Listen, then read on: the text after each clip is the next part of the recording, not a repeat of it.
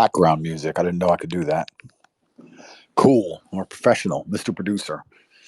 We're going to talk about the will of God, students. I've bought a brand new iPhone to try and avoid the lisp. Because when I do spaces and they're recorded and I listen to them back, it sounds like I have a lisp. But I obviously don't because I'm a professional and I would not allow myself to speak incorrectly. So it must be something wrong with the hardware on my phone, I assume. So I've bought a brand new phone. We're going to try it. Because it annoys me. But I also don't know if it's when it's coming out live or if it's just the recording. So we're going to find out. As usual, when we get to 10,000 listeners, we will begin the subject. How many listeners are we at now? Let's check. We are at 1.5 thousand. So it's going to take us about 2 minutes. Get a cup of tea if you don't have one. Pen and paper, sit down, pay attention. We're going to talk about how you know, or let me rephrase that, the benefit of knowing that God is constantly watching you. 8,000 more to go.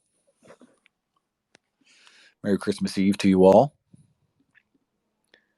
Hope you are looking forward to all the dumb shit that happens on Christmas. Obviously, at my echelon, it's more about giving than receiving. But that's what life is like as a man.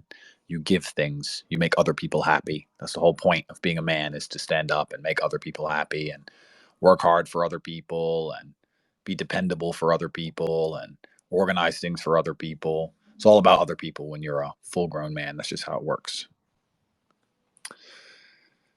We are on 2.5 thousand. Retweet it.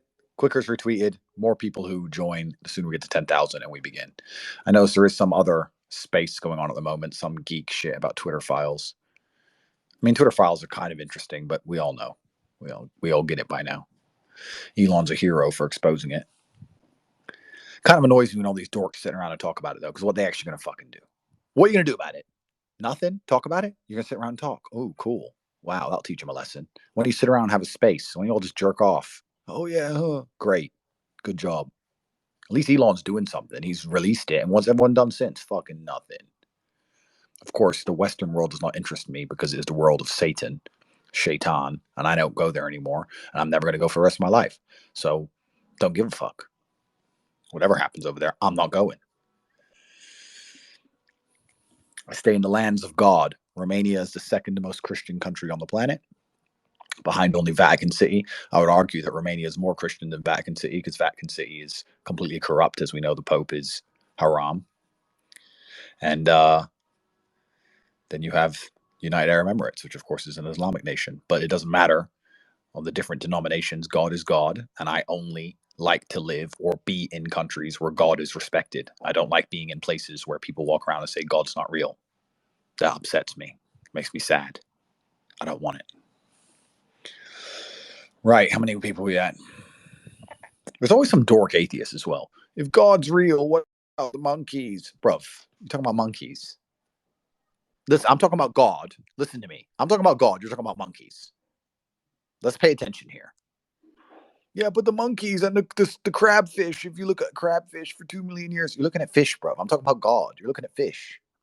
Of course you don't understand. It's different levels. You go talk to the monkeys and the fish. I'll talk to God and we see who gets a better life. You think the monkeys and the fish are going to improve your life?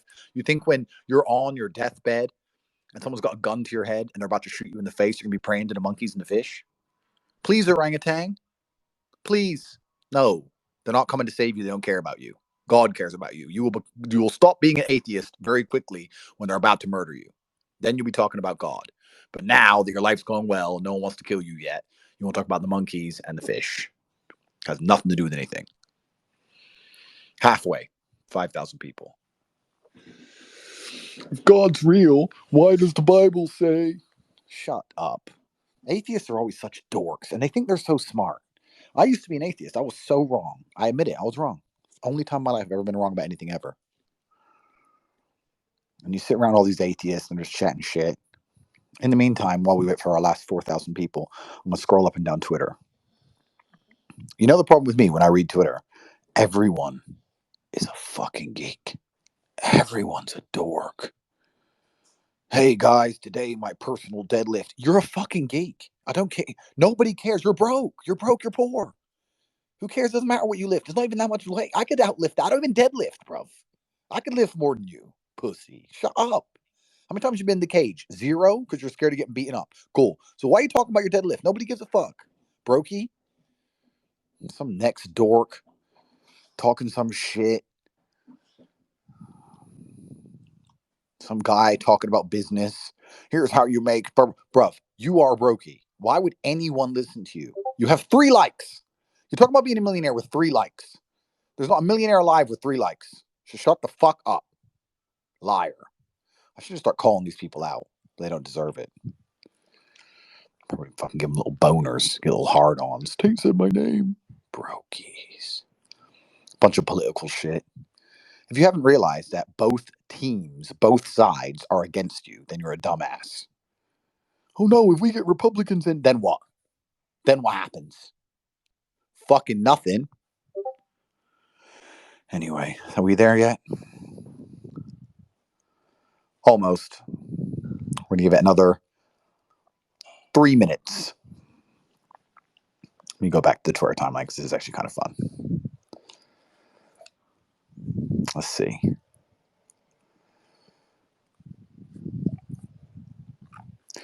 Lord Miles Rutledge, who I met, is a G. He's now saying how Kiev is safer than London. I actually agree with him. You're less likely to get robbed in Kiev than you are in London. He's probably totally fucking right. What else do we have here?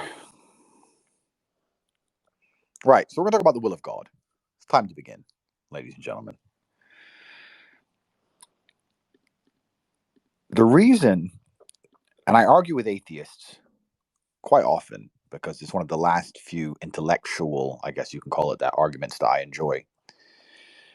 I try and explain to them that God, even as an idea, is powerful enough to save humanity. And I give them the following example. I said, if you crash on a desert, let's say there's 2 people, there's 2 versions of you, you have a clone, and both of you each crash on different islands, and the islands are full of savages. And one island you crash, and they murder you because you're a foreigner and they don't know who you are. And then you crash on another island, and they want to murder you, but it's against their religion. So they don't murder you because of God. Didn't God just save your life? Forget about him being a man in the sky. Forget about the books. I'm saying, if the idea of God prevent them from murdering you, then God saved your life. True or false? No, but that's different. Why is it different? The idea of God kept you alive. God saved your life. If enough people believe in God and it makes the world a better place, then God exists. If God exists to make the world a better place and enough people believe in him and it makes the world a better place, then God exists. You don't have to worry about the book, people in the sky, all that stuff. You can just understand it basically as a premise, as an idea. It is the belief in God in and of itself, which makes it ultra powerful. And it's powerful for you as a person because you can understand that it is God's will for you to do your very, very best all of the time. People think you have to pray to God to show your thankfulness and your gratefulness. Obviously, that's a good way to do it. But another way to show God you're thankful for everything you have is to not fuck it up. Let me give you an example. If I give you a brand new Ferrari and I come back a year later and it's perfectly clean, well serviced, well looked after, then I'll say, I'm glad I gave him that present. If I give you a brand new Ferrari, I come back a year later and it's covered in bird shit and you haven't looked after it, I'll be like, well, why did I give him that present? Why did I give him that Ferrari? He hasn't looked after it. He doesn't value it. And God's the same. God gives you blessings. God gives you health. God gives you a working body. And if you don't look after it, if you don't try and become the strongest version of yourself, if you don't try your very, very best, he gets a little bit irritated with you. It's like, well, I gave him all this and he's not even fucking trying. He's not looking after it. And that's why it's very important. You trying your best is a homage to God and it pleases him and it makes him happier with you. And by extension, life gets better. So let me give you an example. If I don't feel like training one day, which happens because I'm human, I don't think, well, I can have a day off because it's only a day and I'm going to look the same and no one's going to notice. I think God will know and he will be upset with me. So I have to go and train anyway. Do you understand? And by doing it, because I don't want to upset God, I benefit, of course, The universe benefits. Everyone close to me benefits because I become that tiny fraction percent stronger. And it's the same with everything. If I don't feel like working, I know it is my job to please God. If I don't feel like doing a space on Christmas Eve, no, I have something to say which I genuinely believe is going to improve the world. And even though I'm a billionaire and I could be doing something else, I'm going to do this because I believe helping people and inspiring people to be their best selves is a good way to please God. So when you are at home and you are thinking, this is actually something I noticed about people. When someone goes, "Oh, I'm unlucky." Why are you unlucky? I'm very lucky. I'm super lucky. If I had to roll the dice and get a six and it really mattered, I'd get a six. 100%. I'm that guy. And they'd go, top G, top G. He just got a six. Of course he fucking did. He's top G. I'd say, I'm top G. Of course I did. Boom. Done. Everyone knows what I'm saying is true. It just be all over YouTube, top G. Why am I so lucky? Well, I'm lucky because God is happy with me. Because every day I try all of the time. If you find yourself being unlucky a lot, then what that means is you're not trying hard enough. Now, a lot of the things I'm saying, I'm applying to God, but they are actually common knowledge. Like you make your own luck. Anyone heard that? You make your own luck. That's basically the same as what I'm saying. You try very hard, you seem to get more lucky. I just look at it from a different view. I think that God is very happy with people who look after themselves, look after the people they care about, do the right thing. This is also why I never stole money like Logan Paul. Logan Paul is an atheistic piece of shit, which is why when he was offered money to rob all of his fans, he was happy to do it because he's a brokey, one, and I know that. And two, he doesn't give a shit about upsetting other people for his own personal gain. Me personally, I know that even if I pulled off a scam and never got canceled or whatever, God would know. And I don't want God to be unhappy with me because it would make me unlucky. And I think it's better to be lucky for the rest of my life than make a few $1,000,000, especially when I already have money. You have to understand that God is always watching you. This is why it's important to always do the right thing, to always be polite, always hold the door open, always give that $10 to charity, even if nobody sees it, even if you don't record it, even if you don't tell anybody. Always help that person, old lady crossing the road. Always have a smile. Always train very hard. Always work hard and make as much money as possible so you can look after the people you care about. Always be honest. Don't lie. Don't cheat. Because God is watching. And that's why these things must be done. So, when we talk about God's will for you is for you to be the best version of yourself. There is a version of you that exists which is better than the current version of you.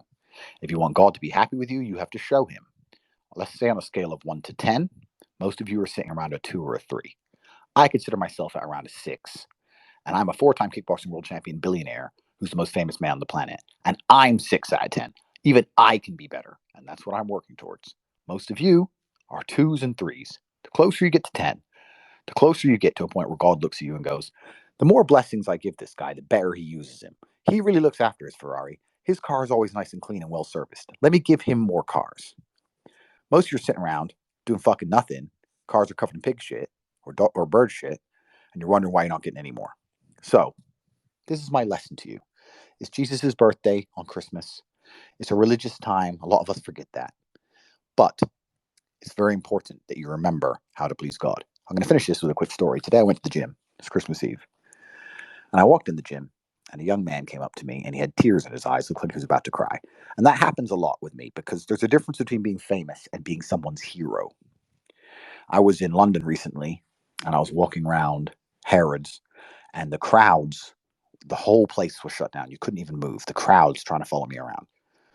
And my personal security also worked security, some very other famous people. And they told me about an actor, I won't say who. And they said, we did it for this actor and nobody cared. And I said, yes, because he's famous, but he's not anybody's hero. He pretends to be people on a screen. That's nice, famous, novelty, cool. I am genuinely the hero for these young men because when you're a fan of Tate, your life gets better. Every single thing I tell people to do will improve their life. Everything I tell you guys to do will improve your life.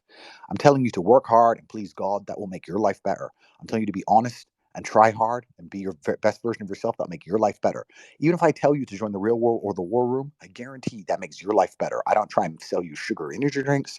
I don't try and sell you crypto scams. I don't try and tell you to do anything that will detriment your life to make my life better. And that's the difference.